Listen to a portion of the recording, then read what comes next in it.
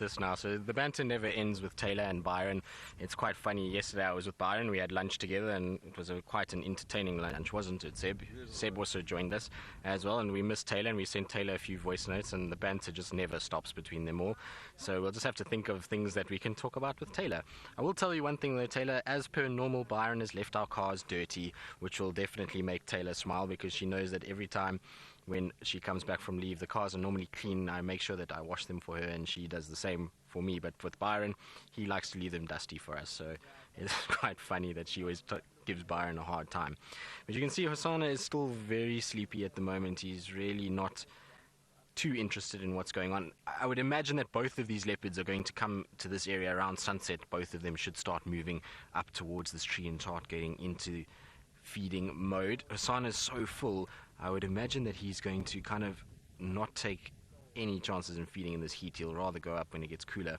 The interesting thing is going to be to see if Thandi gets a chance, because Thandi's dragged that kill all the way and put it up in this tree. Now, she can't get to that carcass without having to first come towards Hosana, and the interaction between those two is going to be absolutely fascinating, because while she can be very aggressive towards Shongile, as we've seen in the past, and she's chased Shongile away, with Hosana, it's the same size leopard. Hosana is probably actually a bit bigger and bulkier than what Thandi is already, and he's not going to back down for food. And it's going to be interesting to see whether her older, more experienced or her level of experience comes through and is able then to keep Hosana away from this carcass, or if Hosana is just going to keep Thandi away, and Thandi is going to end up sitting like she would if it was a dominant male. If there was Tingana was here, Thandi would have no chance at getting anywhere near this particular carcass. So it's going to be interesting to see who actually gets to feed off what.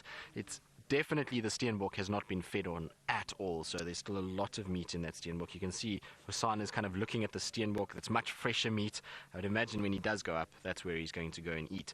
The problem is where that carcass is not very friendly at all in terms of our cameras. Seb, you're going to have a tough time up in there. It's right up against the light, so hopefully if he does feed off that, he'll bring it down into a better spot. But isn't this wonderful? What a way to come back to work. It doesn't get any better than this. Mr. P, you're commenting on just how heavy he's breathing. Well, Mr. P, his rate of breathing is very heavy, and it's exactly like Thandi. You're going to see both of them breathing heavily, and it's because of the warm weather that we're having. Remember, it's been a fast change from the cooler, colder temperatures. Before I went on leave, I was wearing a jersey in the afternoons, whereas now there's not even a chance that we could wear that. So that, coupled with the fact that he's in distended stomach and he's full, he's pushing up in his lungs, it's causing a shorter breath to be taken, as well as him being hot. He's trying to pant and just cool himself down, so he's going to be very heavy breathing. But it's interesting to see just how much he's kind of growing. Every time I see Hosana, he seems to be just adding on a few sort of extra kilos, and while he might not be massive in terms of his height yet, or even his head size, he's definitely starting to bulk up, and his shoulders are getting bigger. He's starting to get a lot more muscular around the legs and shoulder area. So it's really interesting just to see his development, and I'm so glad that he's making kills around Djuma. It means that we should see a lot more of him over the next little bit. I wonder if Tingana's been seen much. Did you see much while I was away, Seb? Not much. Not much. A couple of times. Well, it's a couple of times more than what we saw him when I was here last cycle. I didn't see Tingana at all, really, in the last 3-week cycle that I did. So it'll be interesting to see how Tingana starts to take Hosana. The more he bulks up and the bigger he gets, and the more he has carcasses like this, the more likely Tingana is to start pushing him and chasing him into other areas. But hopefully Hosana will be clever enough to just sneak around and keep these places for himself, and just kind of be like a Mvula in a way, and move around as Tingana moves, move into a section where he isn't, and utilize that area to try and stay clear. I'm surprised though, because if he's had this carcass for 2 days, if Tingana comes past, which he often does in this area, and will probably then chase Hosana away. So I wonder if now with this other kill being here, if maybe Tingana might arrive at some point. Imagine if we get a third leopard this afternoon. That would just be ridiculous, but not uncommon, as we know. Now, James, you wonder if Hosana stole the kill from Thandi, and that's why the carcass is in the same tree. Well, James, I saw where the carcass was. So the carcass was dragged from where Thandi, where we saw her earlier, and then it was dragged along the road, and the tracks that were dragging it was for Tundi, so it wasn't for Hosana, dragging it straight towards this tree. So what might have happened is she might have wanted to come towards this tree, and then maybe Hosana saw her and has grabbed it and taken it up. It's possible. The other thing is there's really not too many other nice trees in this particular area to hang a carcass. So she might have hung it next to me. There's another tree, but it's really kind of adjacent to the one that we see here. But maybe Hosana grabbed it at some point and took it up into this area. It's possible. I wouldn't be surprised if he did. The thing is, though, I would have expected Tundi to give a lot more of a fight to keep her carcass than to just let Hosana take it from her. But interesting either way, and like I say, as the sun starts to set and the evening starts to kind of close in, it's going to be very, very interesting and intriguing to watch these two leopards and how they actually approach one another. Normally with big male leopards, like I say, Tundi wouldn't really worry. She might come closer and look and chuff a little bit and try and kind of work her way into the tree without the male getting too upset. But with Hosana, if she's brave enough and strong enough and hisses and growls and charges at him, you might find that because of his inexperience he might run, and that will allow her to get up and feed.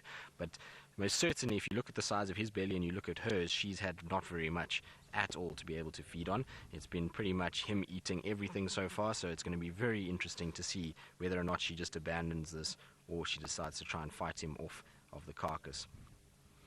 Now, we've had far too many fighting of leopards lately, so hopefully that doesn't happen.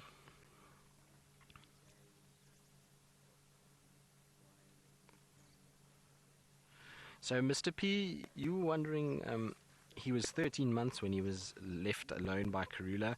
Well, unfortunately, was basically orphaned by Karula. And is this normal time for leopards to be left on their own? Mr. P, no. So, well, no is not really the right answer.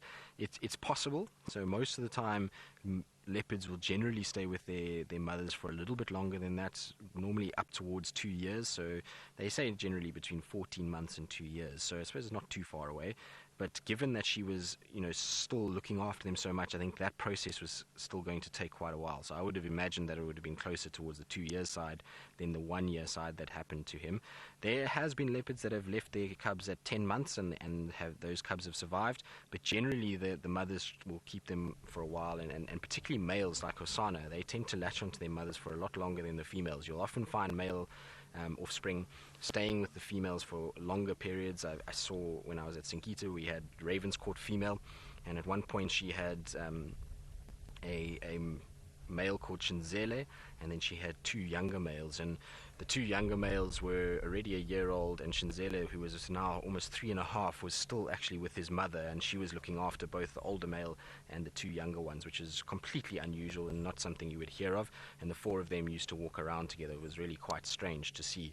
But the males tend to try and latch onto mom for longer. It's easier. Remember that they as soon as they go off on their own, they then deem to be a threat by other males and are pushed around and have to be nomadic. So if they can stay with mom as much as possible and be fed and grow and get bigger, it's only going to mean better things for them as they become older and try and then start moving up in the world and to get a territory of their own. So it was probably a bit early for Hosana, but as you can see, he's doing just fine. He's really kind of figuring it out. He's managing to pull down quite large antelope in the form of these impalas that you see here, and his condition is fantastic. And we're 6 months down the line now, and he is in no way looked as though he struggled from day one. So he just goes to show that leopards are very resourceful creatures, and they'll survive off anything if they have to. We know that he used to hunt monitor lizards and terrapins as it started, and he's graduated now into these antelopes. And now that he's killing antelopes like this, you're going to find a situation that he's really should be well set to carry on with life and should be able to find his way. His biggest challenge now obviously is to find a territory and to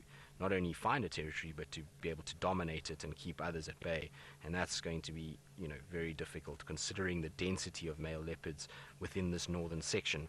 He's been aided somewhat by the current sort of bad luck that we've had with the Sabi Sands leopards of late, where there's been a number of males to the south of him that have succumbed for various reasons, and that's almost opened up an opportunity for Hosana in a way. We know that his older brother, in the form of Kunyuma, has moved into some of those areas where male leopards have been killed by lions or are no longer alive, and he's forged a territory of his own. So I wonder if Hosana is going to follow a similar pattern and shift in that southward direction towards those areas. It's going to be interesting to see.